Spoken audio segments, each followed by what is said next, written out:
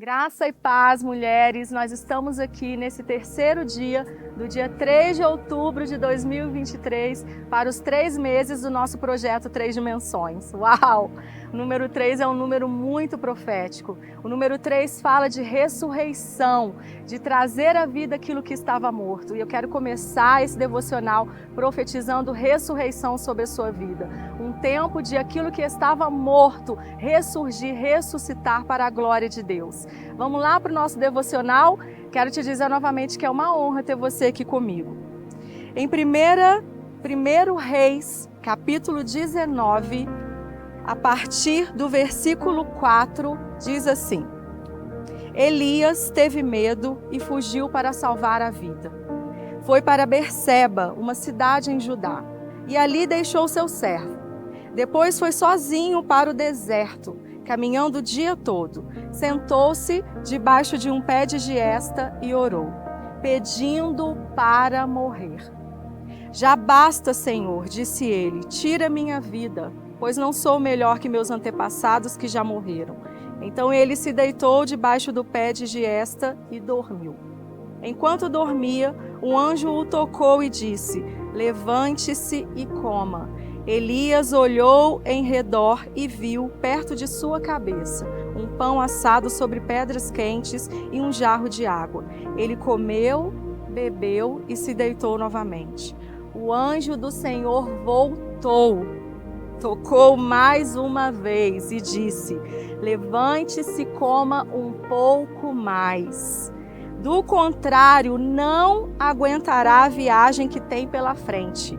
Elias se levantou, comeu e bebeu, e o alimento lhe deu forças para uma jornada de 40 dias e 40 noites até o Monte Sinai, o monte de Deus. Ali encontrou uma caverna onde passou a noite. Eu quero falar a você nesse devocional a respeito da voz profética. Elias, profeta de Deus, representa a voz profética. E nós estamos prestes a presenciar e vivenciar no Brasil e nas nações um grande avivamento como nunca se viu. E antecedendo esse avivamento, Deus está fazendo algo tremendo. Ele está novamente levantando a voz profética.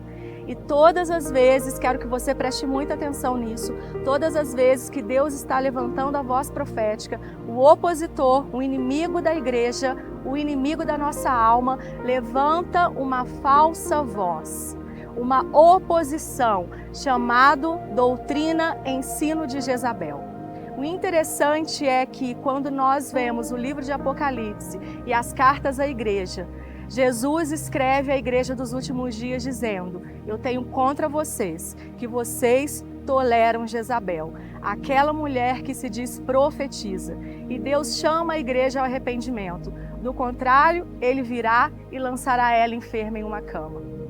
Nós estamos presenciando um tempo onde muitas famílias estão enfermas espiritualmente. E um tempo onde essa falsa voz, chamada ensino de Jezabel, realmente está sendo tolerado no meio da igreja.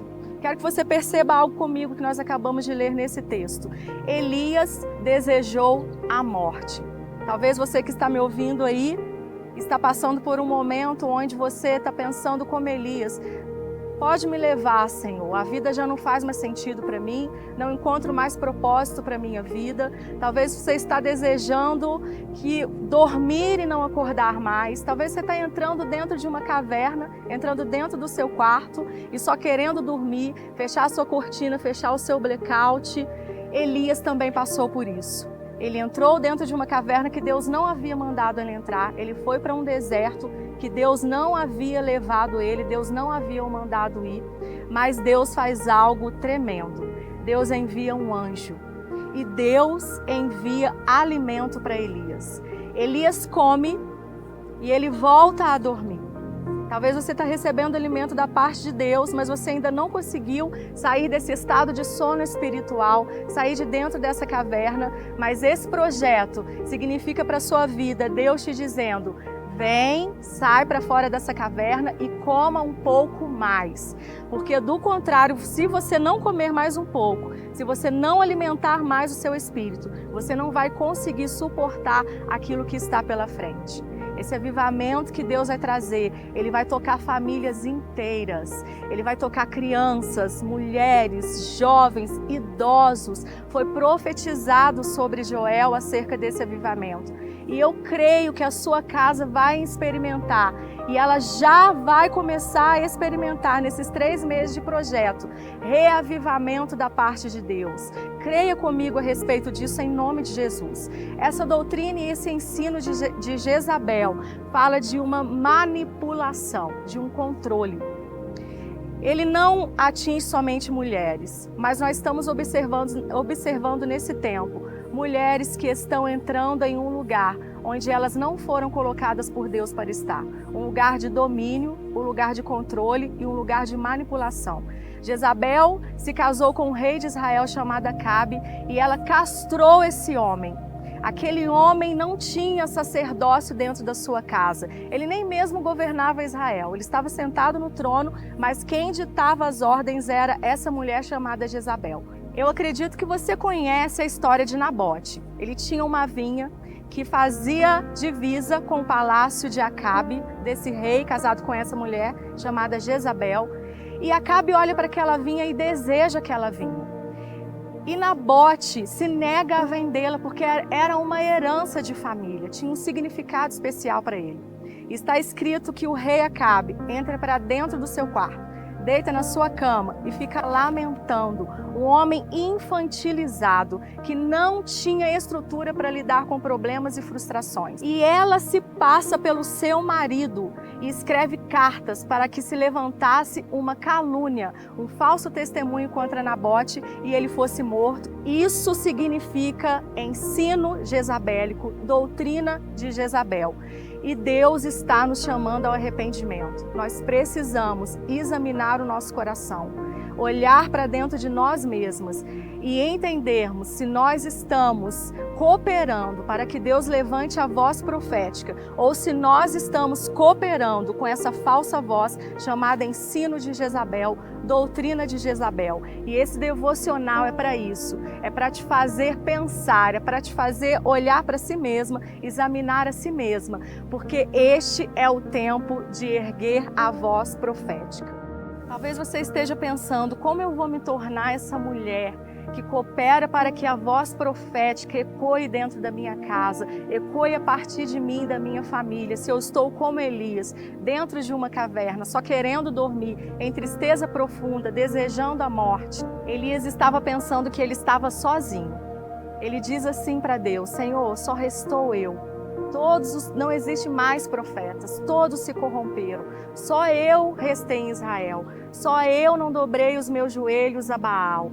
Só eu não me corrompi. Ele estava com uma perspectiva totalmente equivocada, porque ele estava em tristeza profunda. Talvez você que está aí me ouvindo esteja experimentando essa tristeza profunda e com uma perspectiva errada da vida, se sentindo sozinha. Esse projeto vai te cercar de amigas e de irmãs. E eu quero dizer para você, você não está sozinha. Como Deus disse para Elias, existem outros joelhos, milhares deles, que não se dobraram a Baal. Em nome de Jesus, que você possa se alimentar um pouco mais desse alimento espiritual chamado Palavra de Deus. Que você se levante, que uma brisa suave toque a sua caverna agora e você saia para fora e enxergue a perspectiva de Deus, porque você foi chamada para esse tempo. Deus liberou sobre você uma unção que só você carrega. Havia uma unção sobre a vida de Elias. Quando Deus chama Elias para fora da caverna, com essa brisa, esse sussurro suave, Deus diz para Elias: Elias, saia daí, vá ungir Jeú, porque ele irá destronar Jezabel. Vá ungir Eliseu, porque eu vou levantar ele profeta em seu lugar. Deus vai te levantar para que não só a sua família seja tocada por essa unção, que despedaça o jugo desse ensino jezabélico, mas também para ungir e ativar o chamado de outras mulheres. Creia nisso. Eu creio nisso de todo o meu coração.